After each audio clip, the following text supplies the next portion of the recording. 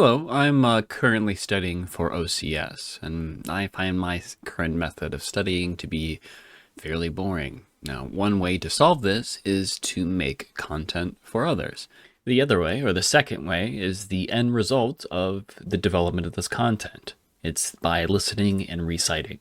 However, there really is no content built for this study subject. There is a bot that does talk over, but I find listening to that to be a bit jarring. Before we go over this, one more thing that I'm going to be leaving out, but I will be working on another vid, is the rank structure. I will put that in a later vid, as it's a lot of material and needs better visual aids for it. So I'll keep that in a separate video. We'll call it Appendix B Part 2 rank structure. For this vid, I'll be giving you chapters so it's easier for you to skip or repeat certain pieces of content. A lot of this information here is pretty straightforward, so it's just going to be me repeating what's in Appendix B. But after the development of this vid is done, I will be making multiple follow-up vids that will test you on that knowledge. So it's easier for you to, let's say, better ingrain all of this stuff in your head. Now, you should be able to find most of this information in the Commissioning Onboarding Program Guide. This guide should have been given to you by your recruiter, but if you didn't get this, I did provide an additional link for it. It's down below, along with any additional other sources that I used. Mission of the Navy. The mission of the Navy is to recruit, train, equip, and organize to deliver combat-ready naval forces to win conflicts and wars while maintaining security and deterrence through sustained forward presence.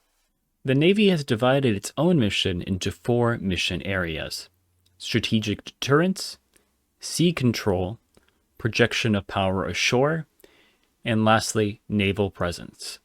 Navy core values: honor, courage, and commitment. Chief of Naval Operations core attributes. Those are integrity, accountability, initiative, and toughness. Codes of conduct. There are 6 codes of conduct. The first is, I'm an American fighting in the forces that guard my country and our way of life. I am prepared to give my life in their defense. 2, I will never surrender of my own free will. If in command, I will never surrender the members of my command while they still have the means to resist. 3, if I'm captured, I will continue to resist by all means available. I will make every effort to escape and aid others to escape. I will accept neither parole nor special favors from the enemy. 4. If I become a prisoner of war, I will keep faith with my fellow prisoners. I will give no information or take part in any action which might be harmful to my comrades. If I am a senior, I will take command. If not, I will obey the lawful orders of those appointed over me and will back them up in every way. 5. When questioned, should I become a prisoner of war, I am required to give name, rank, service number, and date of birth. I will evade answering further questions to the utmost of my ability. I will make no oral or written statements disloyal to my country and its allies or harmful to their cause. 6. I will never forget that I am an American, fighting for freedom, responsible for my actions, and dedicated to the principles which made my country free. I will trust in my God and in the United States of America. General Orders of a Sentry. There are 11 General Orders of a Sentry. The first is, take charge of this post and all government property in view. 2. Walk my post in a military manner, keeping always on the alert and observing everything that takes place within sight or hearing. 3. Report all violations of orders I am instructed to enforce. 4. Repeat all the calls from any post more distant from the guardhouse than my own. 5. Quit my post only when properly relieved. 6. Receive, obey, and pass on to the sentry who relieves me all orders from the commanding officer, command duty officer, officer of the deck, and officers and petty officers of the watch only. 7. Talk to no one except in the line of duty. 8. Give the alarm in case of fire or disorder. 9. Call the OOD, officer of the deck, in any case not covered by instructions. 10. Salute all officers and all colors and standards not cased. 11. Be especially watchful at night and during the time for challenging. Challenge all persons on or near my post and allow no one to pass without proper authority. Watchstanding principles. There are 8 watchstanding principles. The first is receive sufficient training to perform the duties of the watch station prior to assignment. 2.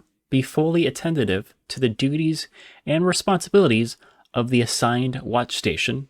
3.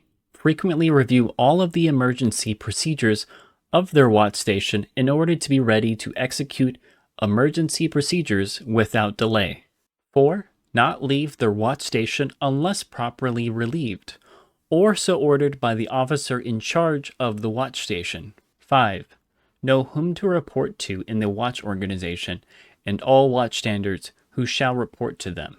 6.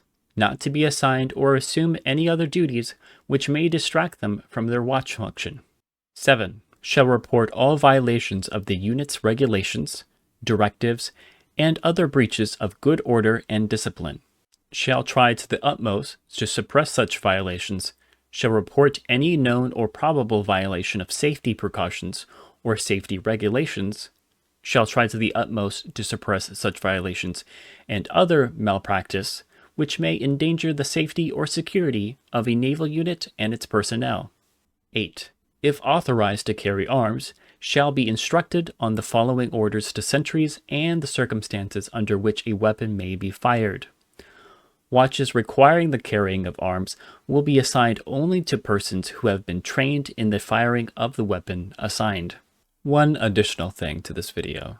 This isn't in Appendix B, but it's probably something you should know for the Navy. The Sailor's Creed. I am a United States sailor. I will support and defend the Constitution of the United States of America, and I will obey the orders of those appointed over me. I represent the fighting spirit of the Navy and those who have gone before me to defend freedom and democracy around the world. I proudly serve my country's Navy combat team with honor, courage, and commitment. I am committed to excellence and the fair treatment of all. The last thing I'm going to cover in this video is the phonetic alphabet. A for Alpha, B for Bravo, C for Charlie, D for Delta, E for Echo, F for Foxtrot, G for Golf, H for Hotel, I for India, J for Juliet, K for Kilo, L for Lima, M for Mike, N for November, O for Oscar, P for Papa, Q for Quebec, R for Romeo, S for Sierra, T for Tango, U for Uniform, V for Victor, W for Whiskey, X for X-ray, Y for Yankee, and Z for Zulu.